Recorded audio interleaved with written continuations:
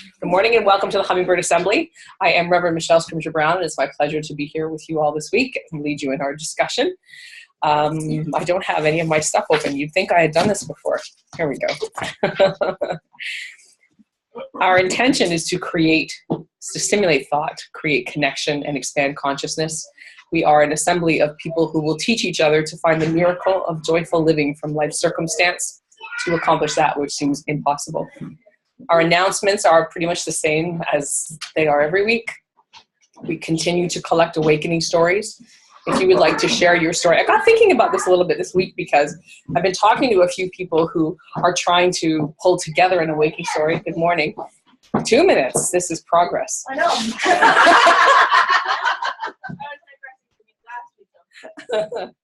know. Some people have been trying to put together their awakening stories, and it got me thinking that perhaps we're not really discussing enough about what that means. And I think, of course, we have a beautiful princess in our midst. Hello, Belle. Lucas and Chelsea. Good morning, everybody. There's spots over there. I don't know if that will work. Anyhow, we've been saying that it's the story of the time when you realize that you were no longer a victim in your own life, but rather a conscious co-creator of your experience. And while I think that's true for the majority of us, some of us, as you've shared, were born woke because your parents were awake and were guiding you in such a way. So perhaps the story you might share, if that's your experience, is how your peers received you. And what has your role been in their life, in the lives of others, to help people understand their own involvement in their experience. And then I was thinking about other people who feel like it was many moments. Came close and then walked away, came close and then walked away, came close and walked away, or were a little bit awake and stayed a little bit awake for a long time and then woke up a little more, and then a little more. There's no wrong way to wake up. There's no wrong way to express the experience that brought you from whatever you've had in your life to this moment. How did you find the Hummingbird Assembly? Some of you, your story is going to be really short. I Googled, how do I talk to people about crazy ideas? And boom, you wound up here. You could talk about that's the kind of thing we're looking for, because everyone's story is different. So feel free to share what brought you to this moment. Feel free to share what brought you here, so that the people who have not found us yet and have not found congregations like this in areas where they live don't feel quite so alone in their experience. That's really the intention of these. Sorry. We're having a moment. I can see. Come on in. I don't know if that helps you at all. But if it does provide a little bit more context to you in sharing your awakening story, I would invite you to email us your story at admin@hummingbirdAssembly.com. Again, that's admin@hummingbirdAssembly.com. Over on the table, in the corner, behind these two lovely ladies, Vanna is now demonstrating. We have 2 boxes.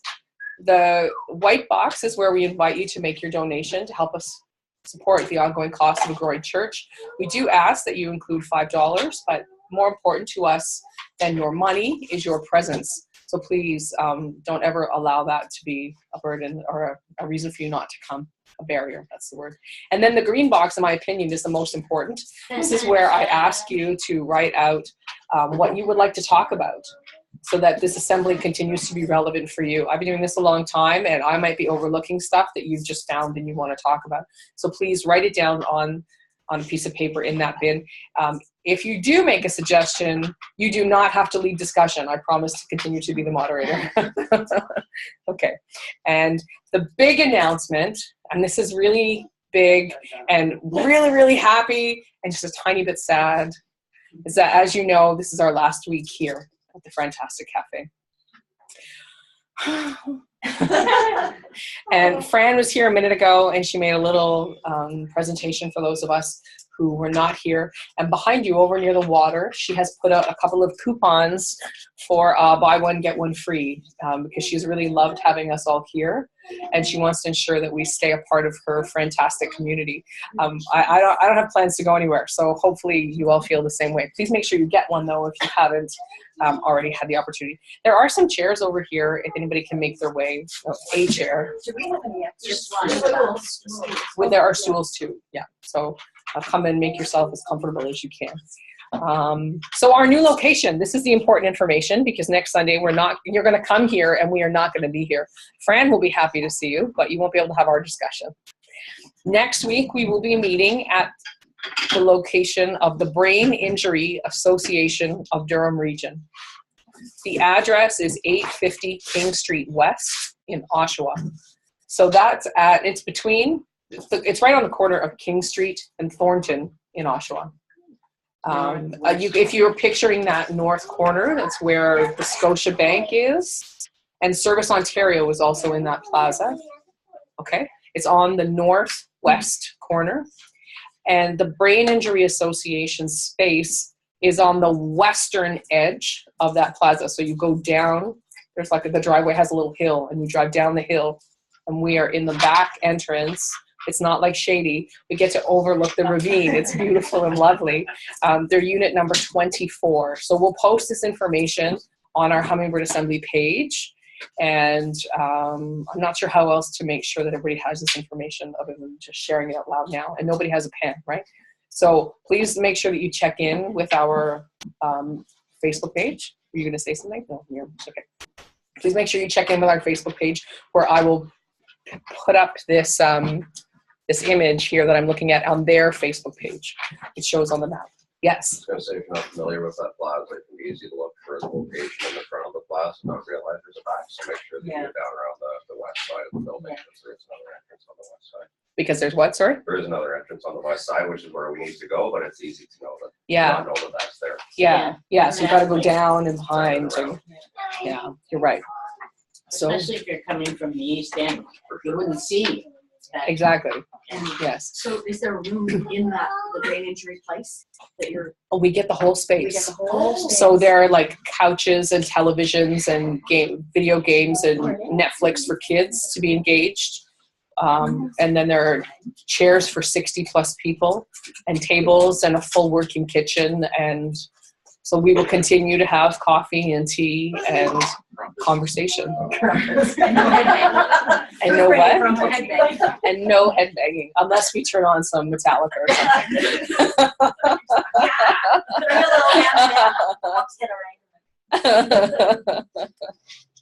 All right. So those are our announcements. And without further ado, I'm going to get us into our discussion. Last week we discussed the law of manifestation. And there was a little, I was going to call it an exchange, but that makes it sound so big. There was a discussion that happened on Facebook. Oh, our intention. Yes, good job. I'm so glad I have people keeping me on track. Let us begin with our opening intention. Yes, I did hit record. Thank you for your love. May I come to understand that blessings are everywhere, that my attitude will affect outcomes, and that challenges are often gifts in disguise. May I come to trust that most things can get better with time, that my instincts and gut feelings have value, that a positive attitude makes things go smoother. May I come to see that I have many skills and talents I can use, that I am a positive influence on many people, and that there are those around me who wish me well. May I come to value that today is a blessing to be enjoyed, that each person is unique and important, and that each moment of my life has meaning. So, yes. Hi, good morning. There was a little exchange that took place on Facebook in the wake of our discussion of the law of manifestation that we feel like we'd like to discuss again. So I'm going to read for you the universal law of manifestation, and then I'm going to read you this tiny itty-bitty little exchange that we had as a result of that discussion, okay? So the law of manifestation says, Everything manifest begins as a thought, an idea. Ideas and experiences create beliefs, which in turn create your reality. If you are unhappy with your current reality, you must change your beliefs and your behavior. Beliefs can be changed when you recognize that those that are not working for you, and to begin programming what will create success and harmony in your life. The unlimited creative power of your mind through dedication, awareness, and training can be the wisdom to rise above the karma.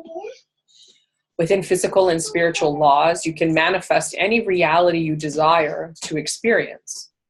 In regard to changing your behavior, you must decide which disharmonious behavior you want to eliminate, and then be aware that you don't have to change how you feel about something to affect it, if you are willing to change what you are doing. So that's what the law said, and we spent the whole of our discussion period talking about this last week, and as a result, someone posted on their Facebook page, the lesson repeats until the student learns. Except, in the wake of the discussion that we had last week, I responded to that saying, thinking back to the discussion we had on Sunday about manifestation, I wonder if the lesson repeats until the student accepts the reality as they perceive it, so that they may then create what they desire. Because I feel like the part that we came back to last week that was the real meat was that we must first accept that which we want to change. We have to acknowledge the traffic was the example we were using last week. We have to acknowledge that the traffic is here. We have to accept the traffic, and then we can part the Red Seas.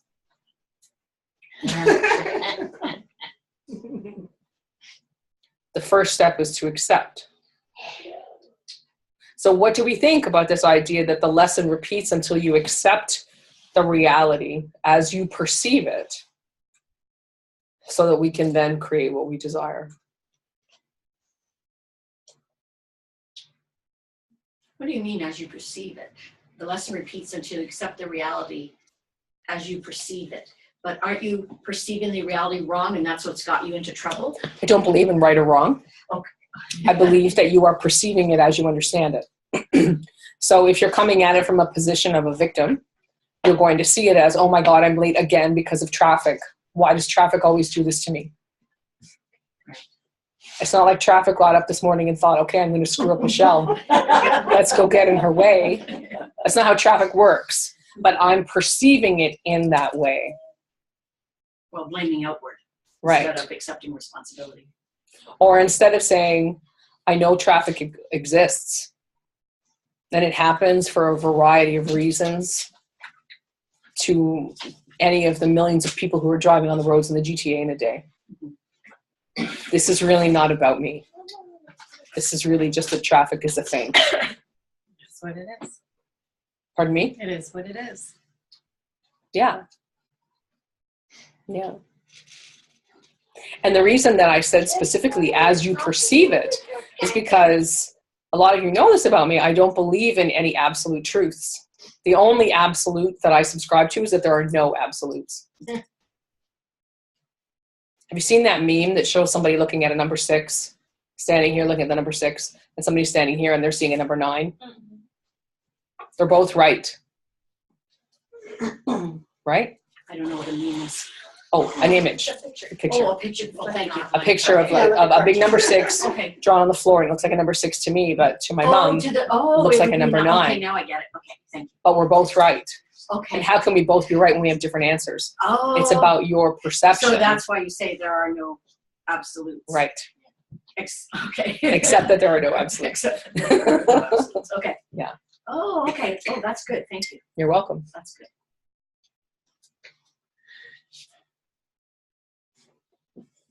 I don't think I've ever brought the room to constant silence. Is it possible that the lesson repeats until the student learns what needs to be done to change it, to stop it from repeating, whether that's changing your perception, acceptance, or changing your circumstance? Well, what we extrapolated from the law last week is that nothing can change until it's accepted as it is. Right. So you have to accept whatever the lesson is, but you can also change your behavior. So the lesson, Which is the next part of the law, right? So Exactly. it'll Yeah. just keep repeating until you do something to make it different. So that's the Accept it, question. change your Is it behavior. that the law repeats until you change your behavior? Or is it that the law repeats until you accept, okay, there is traffic, I get it. I think it, And isn't that what then creates the catalyst for the change?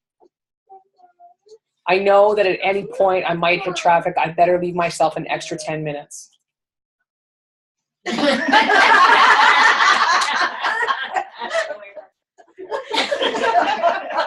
leaves 9 now.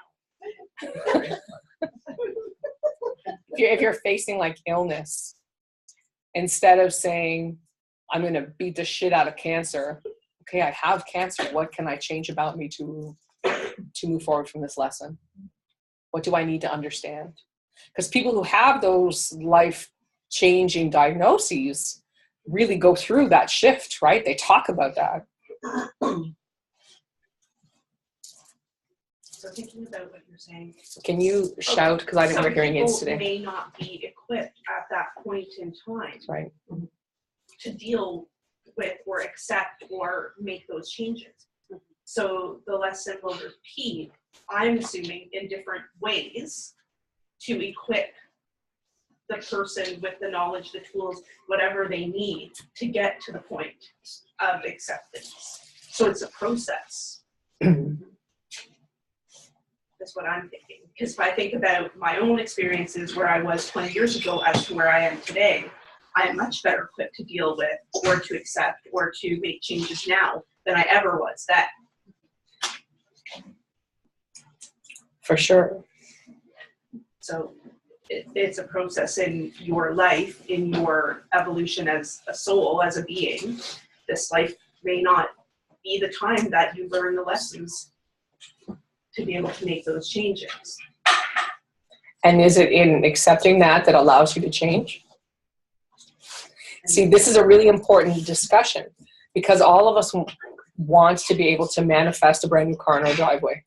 All of us want to be able to manifest our way out of our bills. All of us want to be able to manifest something different.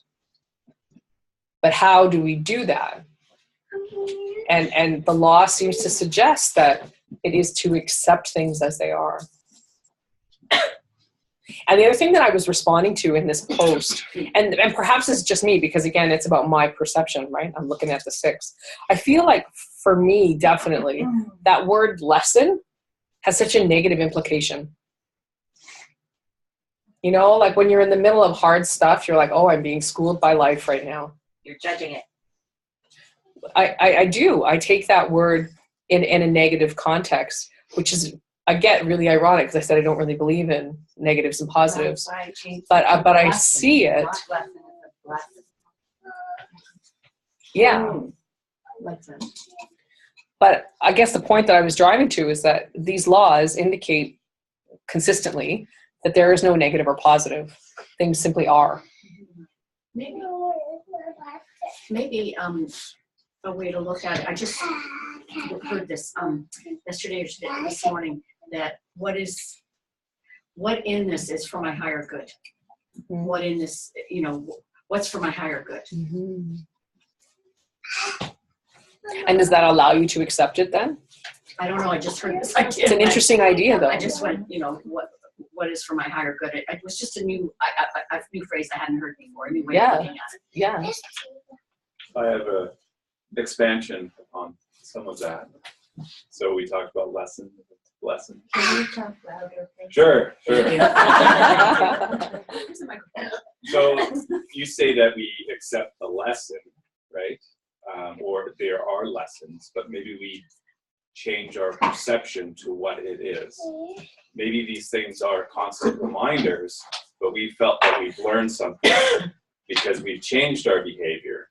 But the lesson can continue. It's not that, in my feeling, it's not that you accept the lesson. Maybe you accept yourself in that part of the boom. lesson. Yeah. It's the law of oneness, right? Okay, can you do me a favor and just use an example? I don't know if you can or not, but Sure, we'll talk about traffic again. Okay, yeah. Because that's something that irks me. it's mundane. In drivers. And my wife says, well, if it takes you longer, she's like, these people can't hear you yelling at them, right? It's like, They can see it.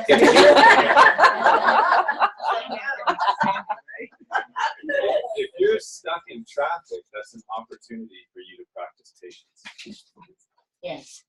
We did that yesterday behind this guy downtown with a giant happy face emoji in his back window. And I was like, thank you so much for teaching me patience, and my kids were laughing at me. And I ended up being early. And I thought, and both my brothers and my sister were all late, and in the past, I've always been the late one. No. Yeah. Good And catch. I was stuck behind this emoji smiling face, and I was like, I love you, emoji. I found for me with traffic, specifically traffic, all of those that if I'm stuck or behind something, well, there must be a reason so that maybe I'm not in an accident if I was going too fast. Or I'll come up and I'll be like, can take a couple different routes to get home, and I'll be like, which way do I go? And whatever my gut will go, whoop, that way, I go that way. And I think maybe I avoided something, I just feel it's kind of, you just have to go along with it too, There's a reason for traffic. There is. It's to piss me off, I'm sure. And And I it's accept that. for me, I arrive in perfect timing. Right. I always Yes. arrive on time. Yes. I always arrive on time. Yes. And being And angry, it works when you do that. sorry, being angry about it is living from your ego Right. and Right. And from a state of victimhood, right? yeah, Yeah. not from love. Yeah. And maybe the traffic is there to stop you in that moment. If your mind is racing a million miles and you're upset about something, or you're trying to figure something out and you're frazzled, maybe the traffic is just like to slow you down. 'Cause what else are you gonna do while you're sitting there? Right? Yeah, be a It's reset. not Well, like you can either think and stress out, or you can think and calm down. Exactly, right? Like you can't do all the millions of things that you're needing to do because you're sitting there stuck behind the car. So what are you gonna do? And if you're awake and aware, that's when you can take that opportunity, recognize it, and kind of take a meditation with your eyes open. Right. Yes, keep your eyes open. You can't choose traffic, but you can choose how you react to it. Because what we came back to at the end of this manifestation idea is that we cannot create something new until we accept what we currently have. How do we feel about that? Say that again. You cannot create something new until you accept what you currently have. So then, once you have accepted what you currently have, then you change the story you're telling and believe, and it will change, because I don't want to get stuck in the place where I'm just merely accepting what I have. I think for me, what stands out for me is that most of us don't ever get to that point of, okay, I accept this. Most of us stand in, I'm unhappy, this isn't enough, I want more, something's got to change. We don't ever come to that bridge of, I accept this, I accept my role in whatever this is, I accept it, and now I'm ready to move forward. That was the little bit But I we needed have, to know. this law is indicating that we can't get to the move forward without saying, all right, fuck it, I'm here. Sorry. I think that there's an interim step in there, though, between accepting it and, there has to be awareness. You have to be aware of. Well, can you accept something if you're not aware? No. Yeah. Yes. I would agree. exactly. Well, you accept that negative aspect, I guess. That's what you've accepted. What do you mean? Well, if you're unhappy in traffic, right, and you think that traffic is out to get you, you've accepted that version That of the reality. But you aren't aware of that traffic isn't bad or good. It's not bad. But do you it's not think? unfit. I think I could say, okay, I just accept that I'm going to be late. And then bam, you're early. Yeah, but what's the was. catalyst for that acceptance? just Isn't giving it up. awareness? It's a surrender. And we talked about surrender too. It's a surrender. 'Cause you know All you right, I can't change anything. this. I'm going to be late. I don't know if I agree with that because one time I was getting ready and I thought I was in a panic. I'm going to be late for an appointment. And then I went, okay, calm down. You've got all the time you need. Yeah. And ironically, as soon as I said all that time I had needed, I showed up on time. Right. So I kind of went, aha. But I think it's because that's the awareness piece that Kevin's talking about. I think you became aware that you were panicking about something that you had to pull yourself out of. Right. Whether or not you were aware that you were creating the situation in that panic, you became aware that you were contributing to it somehow. Right. And then you pulled yourself out. You didn't necessarily accept that you were creating that situation, but you accepted that it's going to be what it's going to be. I have all the time that I need. And then it worked out.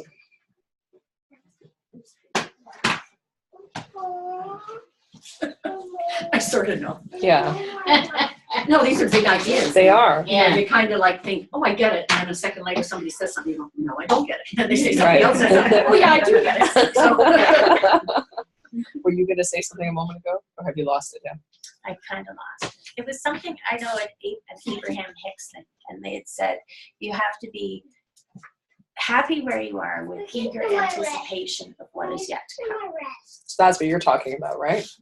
Just it's that acceptance, and I feel I'm in that right now. Like I'm really happy with where I am, with an eager expectation of what is on its way, but not in a way that it's like a daunting kind of way. It's just like I know I'm excited, you know?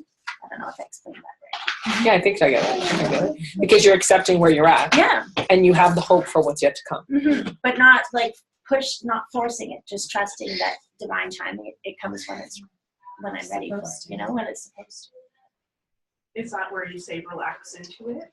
Yeah. Mm-hmm. Mm-hmm. You just relax It's that into what's knowing, right? Yeah. Mm-hmm.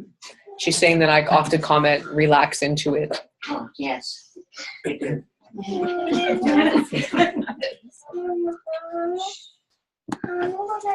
a tough one to relax into. Sorry, and can't hear you at all. That's a tough one to just relax into it and trust. Yeah, and well, then that's what you're talking about in that moment, right? Of calm down. It is not, it's not what we're trained to do. And we're going against all of our training in just allowing. So how much of that anxiety is based on other people's expectations? Oh, it's always other people's expectations. Yes, indeed. Yeah. And sometimes it'll get compounded because you think I'm going to be late for the dentist. And then that's going to push the hygienist back an extra 10 minutes, which is going to push all of her clients back. And if anybody else is late, and then I've cut into her dinner time with her kids. And like you create this whole like monstrosity when really you're just getting your teeth cleaned.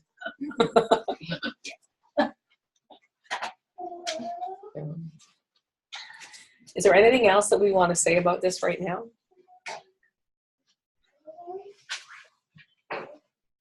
What do we think? Does the lesson repeat until the student learns, or does the lesson repeat until the student accepts? Until the student accepts. I think the lesson keeps repeating, and your perception of that lesson changes. You think the lesson keeps repeating, and your perception of it changes? So Well, you it'll create come an back a awareness. few times to make sure that you really truly have it now, right? First time you go, many times it's there and you fight it and resist it. And then you come to the acceptance and you allow and you relax into it until you've got it. And then it'll come again just to make sure you've still got it. Test you again, and then it'll come back again. Like Is that what you mean, or do you mean that the lesson always happens, and sometimes you're going to be aware of it, or sometimes you'll have transcended it and it keeps happening because? Both. I think that you can be aware, and have that awareness of particular lessons, let's call it. And then others, it's like lucid dreaming. So if you're in a lucid dream, you stay in that state for, it could be 10 seconds or it could be 10 minutes. And eventually you go back into the dream world. So you lack that awareness again. And then that lesson comes back, but you're better prepared to handle it. maybe your role in the lesson changes too, right? Maybe your role in the lesson changes as you're going through. So in this moment, my role is to be stuck in traffic, and now I've accepted traffic, and then maybe the next moment I'm the reason there's traffic, and I need to change how I'm driving, and in the next moment I'm the pedestrian that's in traffic. Like your role in that scenario, like these are life scenarios, and they will continue to crop up, but your position within that scenario changes, and maybe it's happening to you, or it's happening to a family member, or each time you have something to contribute based on your position within that scenario. But then it kind of goes back to our were you the 6 or were you the 9? Sorry, I can't hear you. Were you the 6 or were you the 9? Yeah. Really depends on how you see it. Now what are we talking about? Like your role. Who's to say what your position or what your role is? Exactly. Yeah. Shutting up. Should have picked a different number.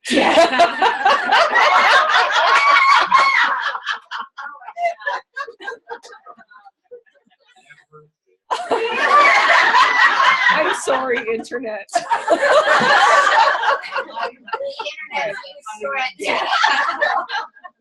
All right. Well, with that, I'm going to end this conversation, but thanks for joining us, and we'll see you guys again next week. Bye.